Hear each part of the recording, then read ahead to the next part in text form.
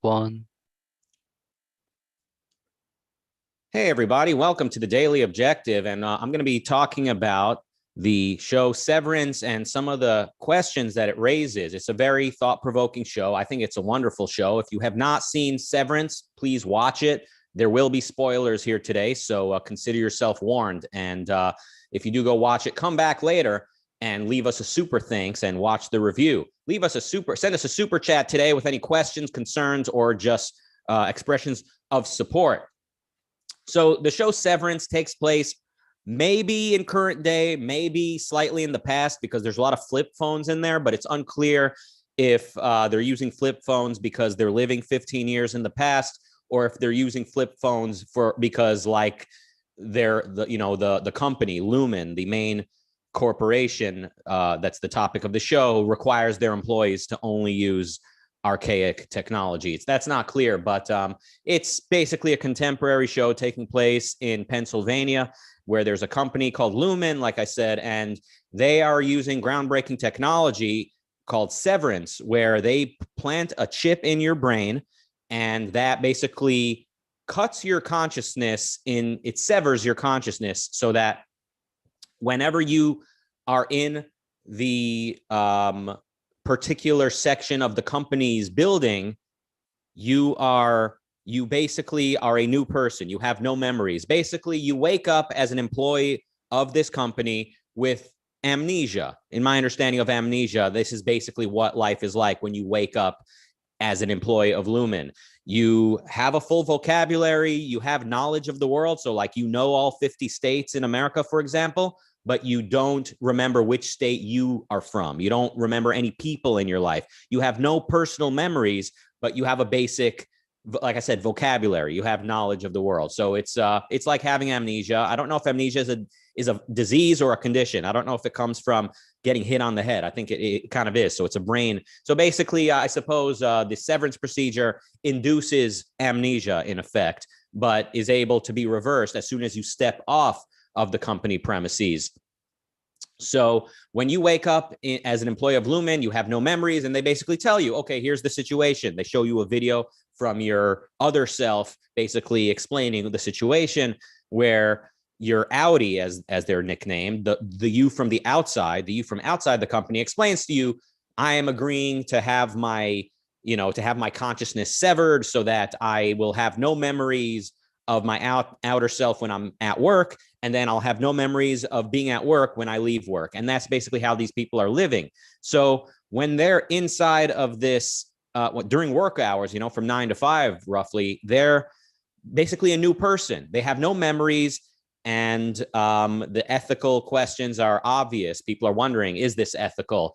And maybe going into the show, I was thinking, yeah, I could see why this is ethical, people making a personal decision to go in with this. But I think the show kind of illustrates why it's not ethical, or certainly it got me thinking that it's not ethical. So I'm going to talk about the way that this technology is used in the show and what's wrong with that. And I'll also talk about what I think would be the proper legal approach to this technology in a proper society. So if we could have our laissez-faire capitalist society, would such technology be permissible by law?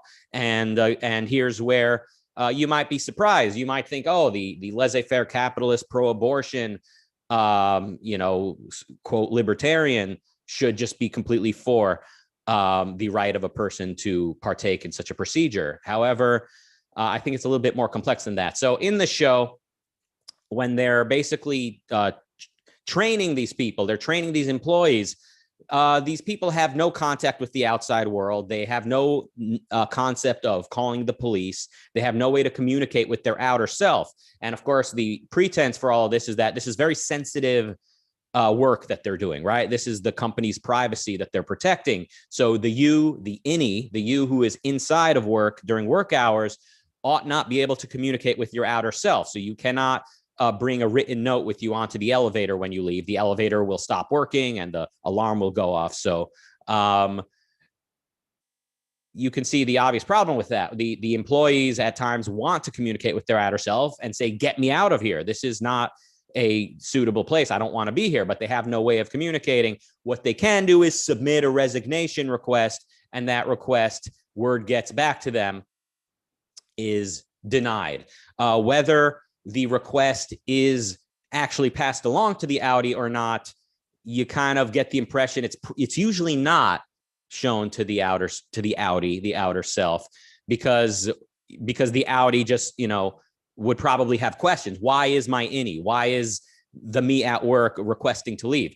But in the particular case that we get to see on the show, the girl Helly, I guess she's sort of like the heroine of the series. She issues a resignation request, and her outie explicitly denies it. But you learn a lot about her outie. Her outie is part of the political class. She's actually, and again, here come the spoilers. Her outie, her outer version of herself, is related to the founders of the company, and she's very much unsympathetic to her innie. She's unsympathetic to her inner self, the person who is in at work and basically treats her like a slave and says, I don't care if you want to leave, you're stuck there. But the other employees at Lumen, you can infer, if they were told that your inner self is miserable and wishes to leave, they would have a lot more questions, or if not, they would, if not altogether, ready to accept the resignation.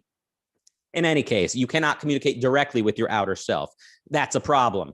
The outies, that is the people as they are outside of work, are clearly being manipulated in the show. They're being manipulated. There's a lot of things being withheld from them, with the exception of that girl Helly that I mentioned. She's in on it. She's basically enslaving her alter ego for the sake of popularizing this technology and kind of showing, look, even I'm willing to have this procedure done. This is cool. It's groundbreaking stuff. This is good. So, even I'm willing to do it. But the other employees at Lumen are clearly being manipulated. You follow mostly the main character, Mark, played by Adam Scott. He, like many other people, agrees to be an employee at Lumen and to have this severance procedure done as a way of dealing with grief. He lost his wife, or so he believes. He thinks she's dead. There's a major spoiler. But he, like many people, they're having a hard time with life, and they wish to shut off their brain for 8 hours a day because it helps time pass and them not have to deal with the pain on an ongoing basis. So he's clearly being manipulated. They're not telling him what's going on inside of this company and the way that people who wish to leave cannot leave. Now, why doesn't somebody just walk off the company premises, you might ask, if they're so unhappy? They can. There's nobody physically keeping them inside. But the minute they leave, they forget why they left. So as soon as they step off the company premises, they don't know why they left, because they're back to their outer self, and they're like, oh, why did I leave? And here you might have Mr. Milchick, for example, or another representative of Lumen telling them, oh, you're just confused, or your innie is having a hard time right now, but we need to train them more, go back inside. So it's very difficult when you cannot communicate with your outie. You cannot communicate with the outside world at all. You cannot call the police and say, come investigate what's happening here. You cannot contact the media.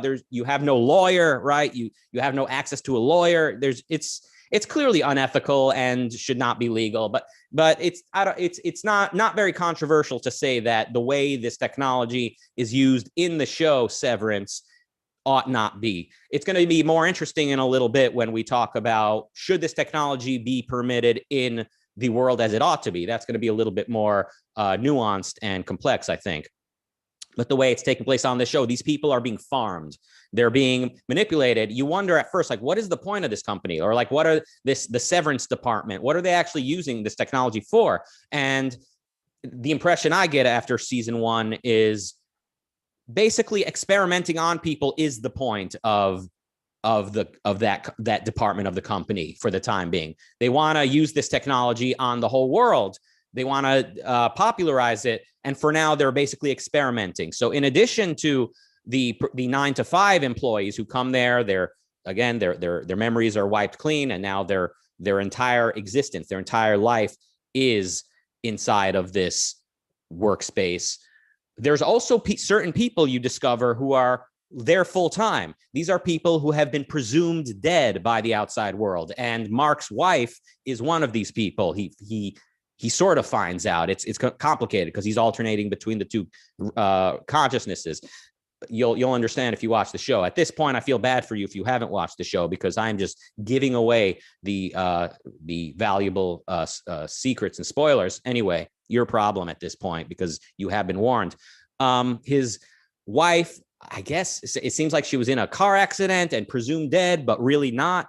Well, I'm sure more will be revealed later. But in any case, people who nobody on the outside is waiting for. So people who are presumed dead, or perhaps some people who have no families or friends expecting to find them, to see them, those people are being kept inside of the Lumen headquarters full time and experimented on. And Mark's wife, you realize, they're repeatedly kind of refreshing her memory and creating her anew. So she's had the procedure done multiple times, and each time they're trying new things, it seems.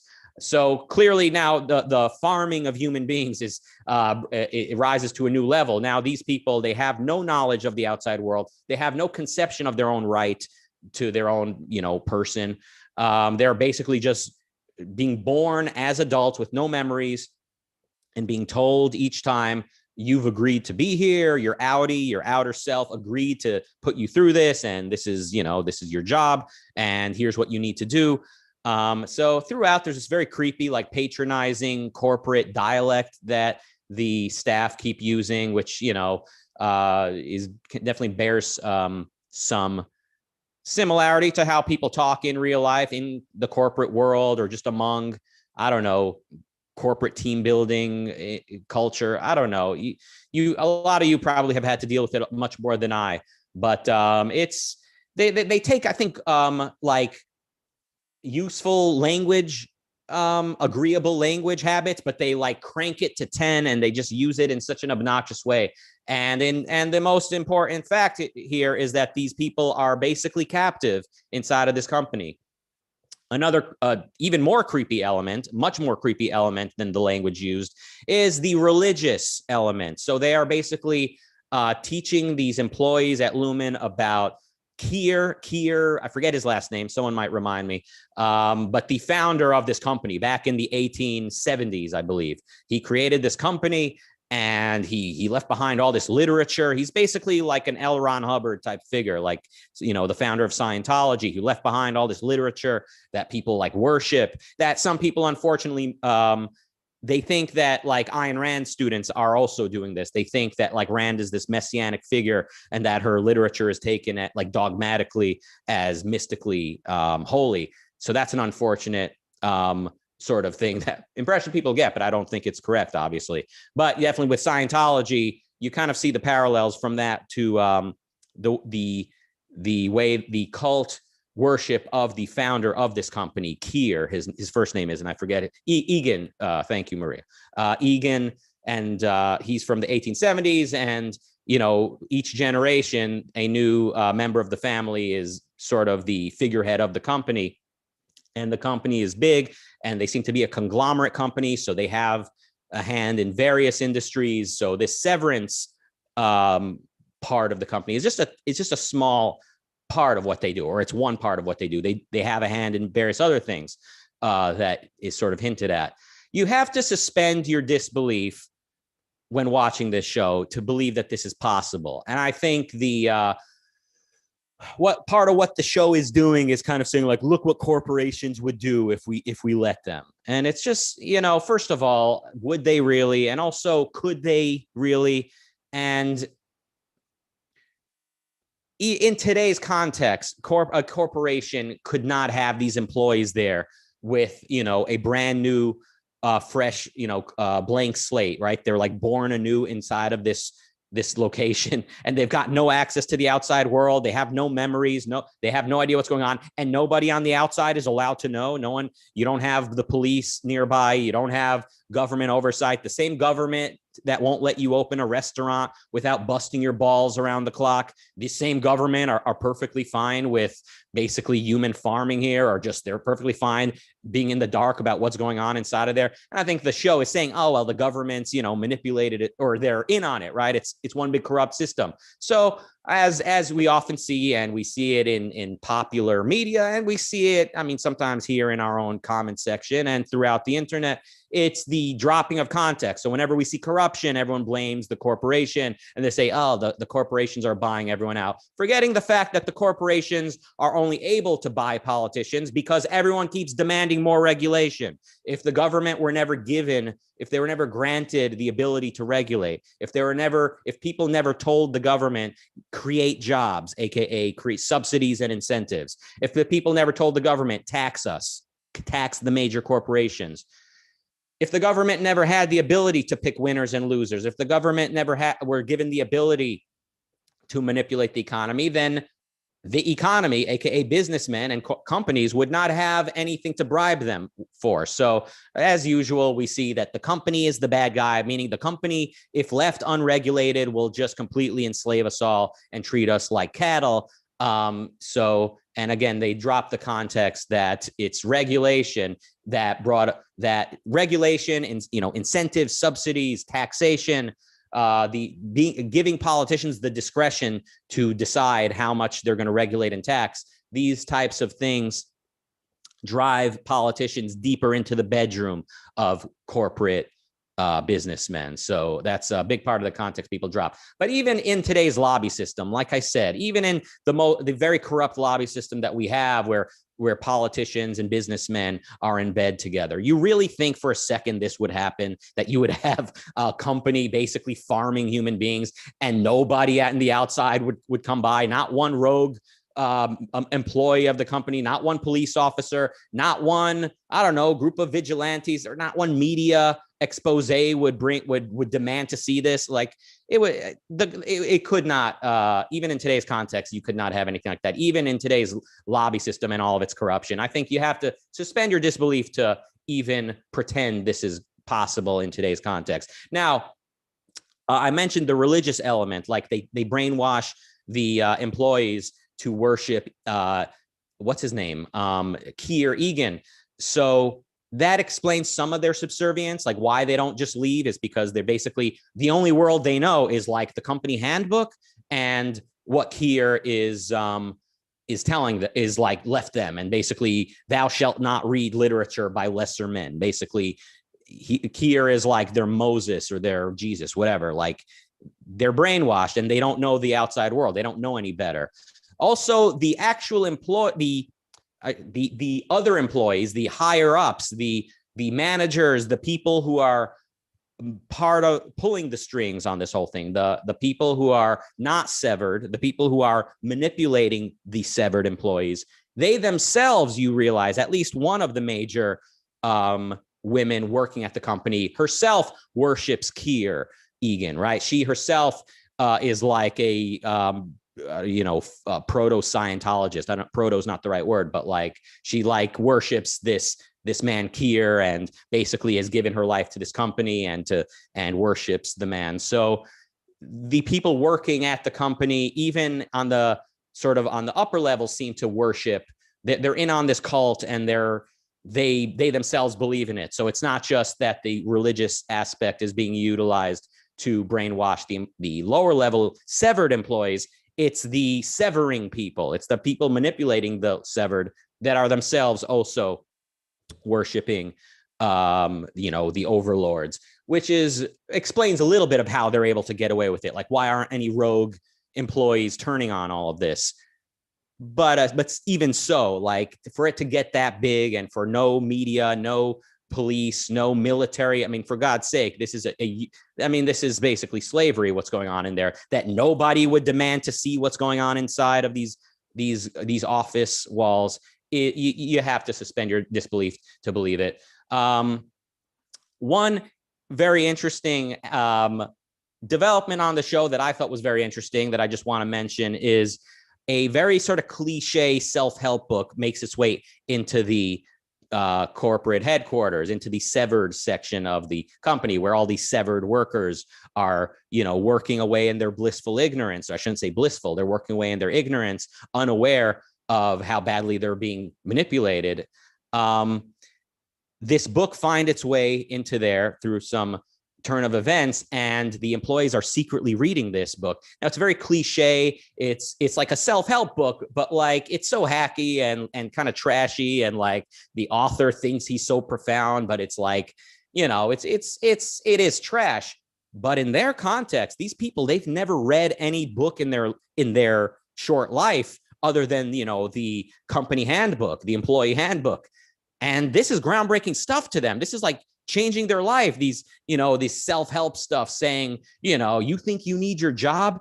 It's actually your job that needs you. You know, again, the type of cliches that a motivational coach might tell you that, you know, has some, yeah, there's something positive to get from it, but you also kind of take it like with a bit of an eye roll. But to these people, this is life-changing stuff.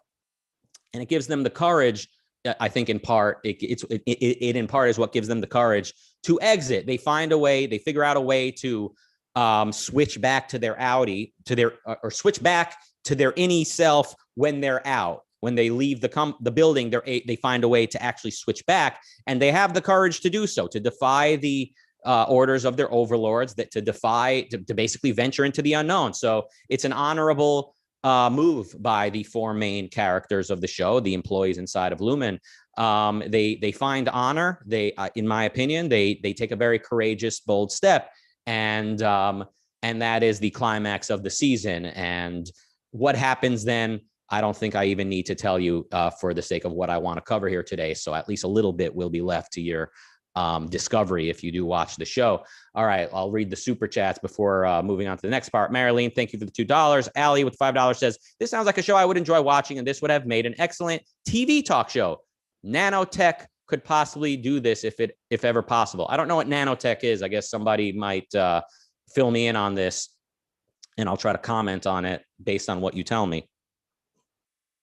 But now let's talk about this type of technology, this severance technology. Could this be used properly? There's a question for you. Suppose we're living in laissez-faire capitalist, Atlantis,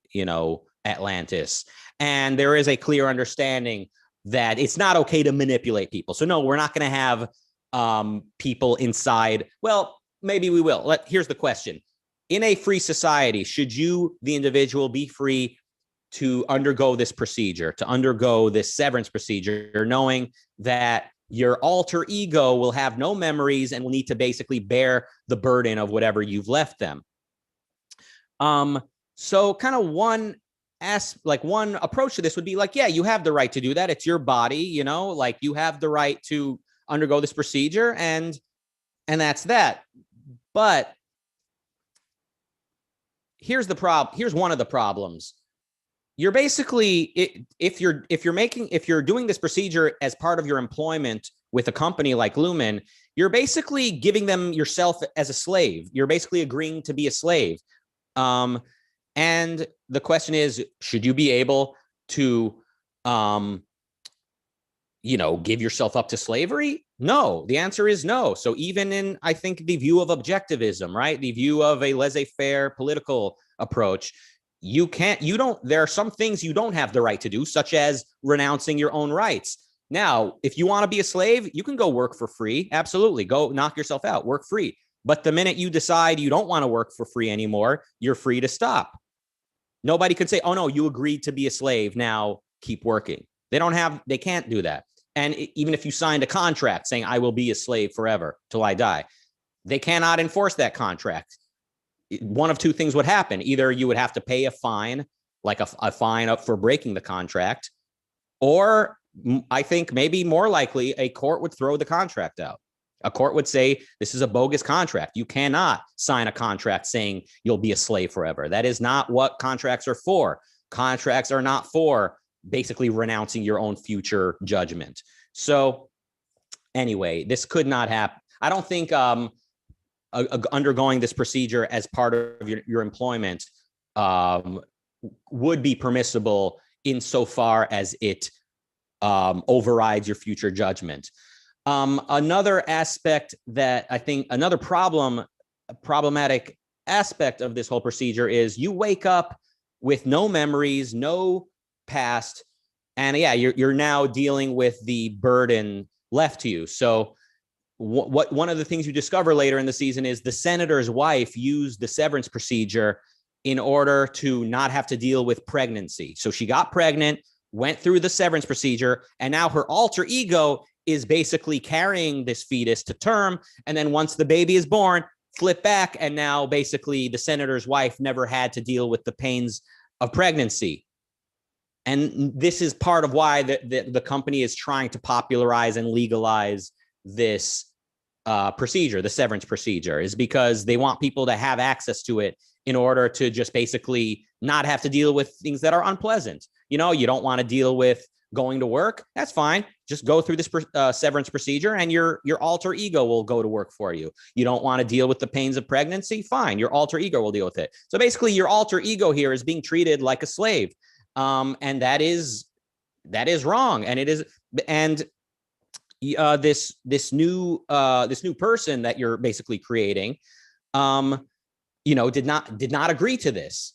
They did not agree to it. And the fact they're being kept ignorant, basically, they're being manipulated, is a form of fraud, a gross type of fraud where crucial information is being withheld from them to make them think that this is okay, that they're not being manipulated. And it's so unethical to basically bring this person into existence, say, welcome to the world, you're pregnant, have fun, carry this fetus to term, and then you're dead. Basically, that's one of the problems with Severance is you create this new person, but then when you flip back, that person is basically dead now. They've gone out of existence. So now you might challenge me here and say, look, you're so pro-abortion. You've said in the past, you've lamented that Republicans are going into the doctor's office and telling women what they can do with their body. Isn't this the same? Isn't severance a personal procedure people wish to take? Well, I will say, first of all, good question that you are challenging me by raising this, but also the best response I have right now is when you're severing yourself, you're in effect giving birth to a new person. You're giving birth to a new person. So once your alter ego comes into existence, what gives you the right to then take them out of existence? So what gives you the right to create this new person, but set it up so that once your partners or your colleagues, whoever it is, wishes to bring you back, they can just flip the switch and bring you back and kill this person. In effect, if you want to give birth to a new person, if you want to wipe your own memories clean, I think you are basically exiting existence and giving this new person life. You cannot give this new person life and then violate their right to live and take your body back from them. One of the problems with Severance is it creates a zero-sum relationship between these two egos or these two consciousnesses. It creates a zero-sum situation. So even if you fully explain to your alter ego the situation and they agree to it, but then what happens if there's a disagreement? Whoever has current control of the body can basically hold on to it indefinitely and not surrender it back to the other ego, to the other consciousness to control the body and to form memories and access memories and all of that. So it creates a zero-sum situation between two people within one. I cannot understand. I cannot wrap my mind around how this type of technology can be used without violating the rights of an adult, of an independent soul, so to speak, an independent person. So long story short, I don't think this type of technology could be used ethically. And it's being sort of pitched by the company creating it as, no, we're not manipulating people. We're only going to use it for people who wish to not, to basically hand the driver wheel over to another side of themselves to deal with it so they don't have to deal with it. I would say even if you're completely honest with your alter ego and you're not enslaving them and manipulating them, by bringing them into existence, you now have you have given up the right to kill them. You cannot then switch back, or you cannot set it up so that they'll be switched back. And the pregnancy example there is especially sort of off-putting. So this lady, right, she comes into existence, no memories. She might not even know she's a senator's wife. She's pregnant. She learns what that's like. She has to deal with all of that. And then when she doesn't even expect it, she just goes out of existence and the senator's wife is back in control. It is basically a type of slavery, and it is it's absolutely messed up. So anyway, check out the show. Let's turn back to the chat room here and see what the super chats are saying. SDub97 said this could only happen in real life with states' permission.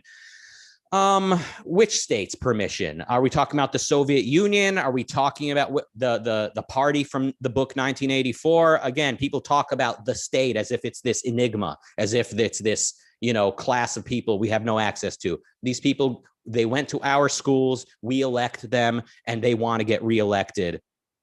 And we keep on begging them to take more power. So the state definitely does not want the individuals working for the state do not want to be the ones who are caught allowing human farming to take place.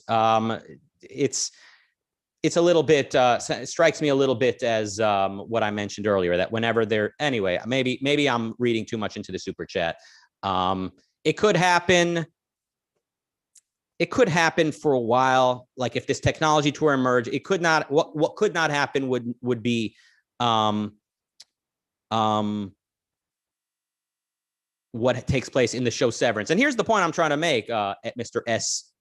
Dub 97. The point I'm trying to make is when you say this could happen with the state's permission, it sounds like you're saying whatever the state permits would go. So if the state today wanted to bring back slavery, they would do it. If the state today wanted to tax us at 100%, they could just do it. The state is just kind enough not to do it. But in fact, the state are very much conscious of what the people are willing to put up with. When you look at an actual dictatorship, the populace under that dictator are in effect going along with it. In effect, I mean, essentially they're going along with it. They don't know any better. They don't have the philosophical, ethical ammunition to fight back. And altruism is at play when a dictatorship is holding people down. You see how the dictators talk to the people. They say, don't be selfish, be a team player, don't be selfish, be a good citizen of the state and serve your fellow man. So no, I don't think an outrageous instance of human farming, such as we see on the show Severance, could happen simply with the state's permission. It could take place if enough people were kept in the dark for long enough for it to be installed, but I think it would sooner or later fall apart and blow up in their faces, because we do still live in a culture where people have a basic expectation of their autonomy and individuality being respected, of their individual rights. Ali with $5 says, basically I think referring to the company mentioned earlier, which was nanotech. Ali says, basically used in the industrial area on atomic level, kind of like being able to use it for augmentations on your body, transhumanism kind of thing. Look, I don't doubt that the technology of Severance is conceivable. I could imagine it taking place, but maybe you're not saying it. Maybe you're not challenging my point that it should not be allowed. Well, I think Ali is saying it's possible for the technology to develop. My main point today is it ought not be permitted unless there's a point that I'm missing. Ali with $2 says, good episode. Would love to see you do Black Mirror. Now, Black Mirror, if I'm correct, it's like a modern Twilight Zone, right? It's largely focused on technology and social media, but it's got these freak situations similar to the Twilight Zone. I saw one episode where like the trolls manipulate this boy as well as a man. They basically they catch them. They hold evidence over them of them doing something very illegal, either illegal or that something that would wreck the guy's marriage, whatever it is, a secret they don't want out. These trolls are texting them saying, we know what you've been up to, and you follow our instruction or we're going to ruin your life. And they get the two to basically fight to the death. It's very creepy. But yeah, seems like a great show. I mean, it seems like a well done show. I don't know if I would, hey guys, maybe I should watch some Black Mirror and come up with some thoughts and opinions. I think similarly to the show Severance, a show like Black Mirror tends to kind of drop the context of human nature. Like it sort of exaggerates how bad and cruel people can be. Well, people can be very bad and cruel, but like it tends to catch up with us when we behave that way. And we see the culture sort of, we see various things happening in the culture that are, what am I trying to say here? A book like 1984, I think Leonard Peikoff articulates in his book, Objectivism. A book like 1984, it makes it seem like dictatorship is actually desirable, or not only possible, but that like being the communist dictator is actually desirable and practical. And that's why people were so terrified of the Soviet Union throughout the 20th century.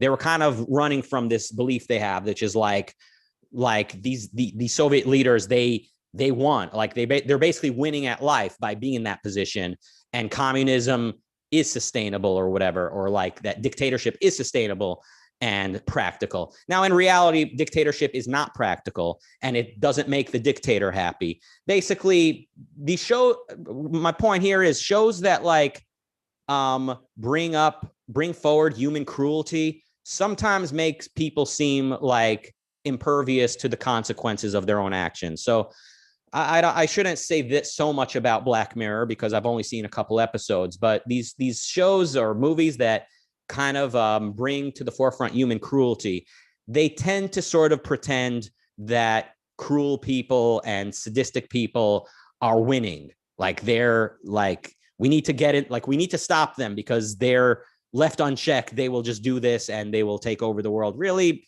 cruel people are miserable and they tend to shoot themselves in the foot sooner than we can catch up with them. Roland with 199 euros says, my Audi says he agreed to do this super chat. Well, in that case, I fully support severance procedure. All right, I think we have covered quite a lot. Hannah AA says, who is a member, says, is there a membership free trial or something? I don't remember signing up, lol.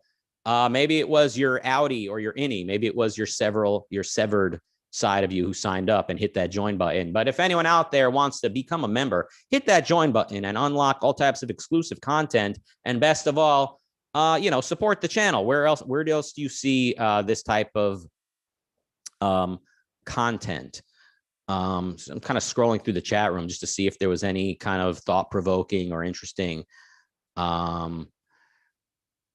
Now Bonnie says, I wonder what the legal status of assisted suicide is these days in most places. So the fact that assisted suicide is illegal is sort of an example of why people don't understand rights. In reality, objectively, you ought to have the right to kill yourself.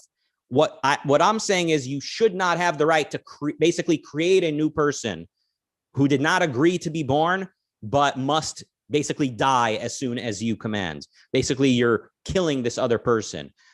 So the only way I could imagine severance procedure being legally permissible in a proper society would be if it's a one-way road. You bring this person into existence and you never expect to switch back to your other self. So just scrolling a little bit more. I know this is kind of a rare where we're just kind of like letting the radio silence ring out. I'm just really curious to see. Spinoza asked, what do you think about the movie Knowing with Nick Cage? I have not seen it. Maybe I'll check it out. If it comes to mind on today's episode, it could be of interest to me. Robert says, continuing what he said earlier, he says, which is why Manchurian Candidate is both silly and horrifying. In describing abortion, we say that bodily autonomy is sacrosanct. How much more to it? Mental, psychological autonomy, integrity. All right, I'm missing some of the context there. Yeah, people agree with me that slavery would not be, like voluntary slavery could not be enforced in a proper society. Ali says, this sounds also like a Black Mirror episode where in one episode where you record your memories and people can access them through a saved file. The hamster solved the murder. Interesting. That definitely raises some questions about should that be allowed? Would that be allowed? The one thing that you may never give away is your future judgment, your ability to make decisions. So that's kind of the problem. I think the main problem with severance. So even if you take away the manipulative element, so even if there was, peer review, so to speak, the media is watching, your neighbors are watching, your family are watching. So you're never in a situation where you can be manipulated in this new severed form. even then, I can't imagine that this could be ethical. Now, you do see in towards the end of season 1 of Severance that it is possible to reintegrate. So one of the guys who escapes the company, he successfully reintegrates, and he says, like, my earliest memories of working at Lumen are as far back as being 5 years old. Basically, the two lives are blended together, and the temporal elements are botched, or they're synced inappropriately, however you want to look at it. So in that case, there is sort of light at the end of the tunnel insofar as where this series can go, because but for the reintegration procedure, these people are in a very uncomfortable situation where now, in order for, Mark, Adam Scott's character, in order for Mark to leave Lumen, he needs to basically kill his Audi. His Audi didn't really mean to put him in this situation. So now, like I said, there's a zero-sum situation. But ideally, they want to reintegrate, I think. Ultimately, that's where we want to see the main characters reintegrated and free. The real question is, what about Helly, the heroine? I think she's a heroine. I'm only reluctant to use that word because that's a powerful literary word. I once heard Leonard Peikoff say that Dagny is not the heroine of Atlas Shrugged, according to Ayn Rand. And how he learned this was they were on a road trip one day, and Peikoff, they were talking about Atlas Shrugged, and Peikoff said, is Dagny the heroine? But he mispronounced the word. He said, is Dagny the heroine? And Rand thought he was calling her by her first name. And she answered, certainly not. And she went on to explain why Dagny is not the heroine of the show. And that was the day that Peikoff began calling Miss Rand by her first name, because he accidentally said heroine, and he saw that Rand was okay with it. And that's a little interesting story. I bring this up only to point out, if Dagny is not the hero of Atlas Shrugged, then I'm reluctant to use that word literarily. All right, I don't see any more. I don't see any other phone points. I might be missing some. My beg your forgiveness if I missed any points. Obviously, there's a lot of comments, and it's hard to read while talking. AW97 says, earlier I meant to say a state like CCP. Okay. Well, I appreciate you taking my hostile response in stride. Obviously, I didn't mean to be hostile, but I was sort of projecting that you were saying that, at the minute that our government decides to enslave us, then that's all it takes. But so in a government like the CCP, like in China or in the USSR, they would be relying on the West, on the free world, to come up with this type of technology. I don't imagine these dictatorships are able to develop such cutting edge technology. And historically, these dictatorships have only been sustained and been able to develop technologies either because of residual good elements of the culture from before they were a dictatorship, or from foreign aid.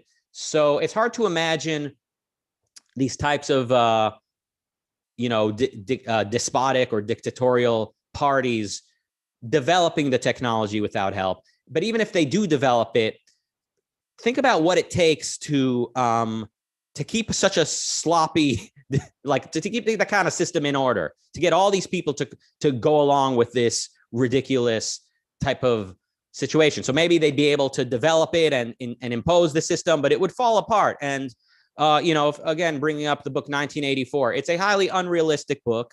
I think Ayn Rand said as much, that the book like 1984 makes it seem like dictatorships are omnipotent, like they, we'd better watch out for them because, left unhinged, they will create this system that's inescapable and all of that. But in reality, dictatorships are sloppy. They are run by neurotics, and they fall apart unless they get aid, unless they get blood transfusions from the good.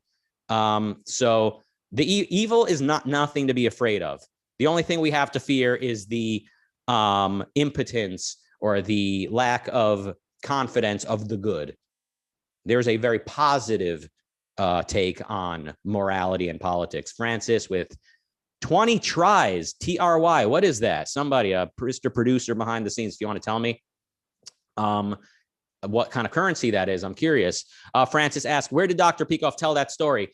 On peikoff.com, on the podcast. Look through the podcast, maybe look up first name as the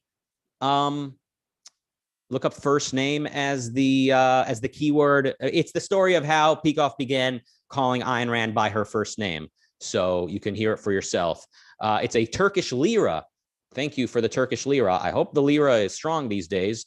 I think Israel used to trade with the lira maybe in like the 1970s or so. And then they switched over to the shekel or something like that. Someone else can correct me if I'm wrong. Go ahead, leave a comment. I'm sure the Israelis can't wait to correct me when I'm wrong about anything.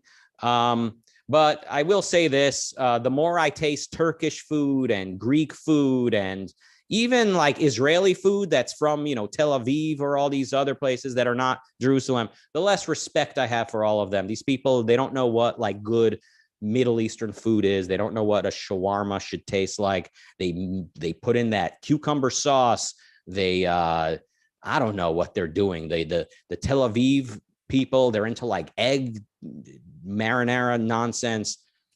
I'm sorry to say, if you want to eat good Israeli food, you need to go to the religious community. You need to go to Jerusalem. You need to go, if you're in Los Angeles, go to Ta'im Grill. It's called Ta'im. It's a kosher restaurant. You go there, you stand in line with the religious lunatics, and you taste what Israeli food actually was meant to be. Thank you all for joining us today. Coming up at 7 p.m. UK time, coming right up. I'm standing here, waxing poetic, sharing my thoughts on life while we're running out of time. Coming up at 7 p.m. UK time, it's the Fountainhead Book Club for ARCUK members. The session will also be live streamed for YouTube members. So that's right. Become a member either on, the website for ARCUK linked below, or hit the join button here on YouTube and become a member, because you don't want to miss this. Then a special announcement is here. I'm reading this and learning it for the first time. The discussion on Leonard Peikoff's Keeping It Real is going to live stream tomorrow, Wednesday at 4 p.m. UK time, instead of Friday. The topic is Productivity and Passion, Part 2. Well, there you have it. Thank you all for joining us today. Please leave a like on the video. Please hit the join button and leave a super thanks. Thank me, but more importantly, thank the network for providing us with such valuable content. And best of all, go watch the show Severance and then come back here and leave another super thanks to thank us for the recommendation. All right, everybody. See you back here tomorrow for the Daily Objective. Tomorrow, it's Nikos Sotirakopoulos talking about Iran. There's another country that probably knows nothing about good Middle Eastern food, given that they're not even in the Middle East. Thank you and goodbye.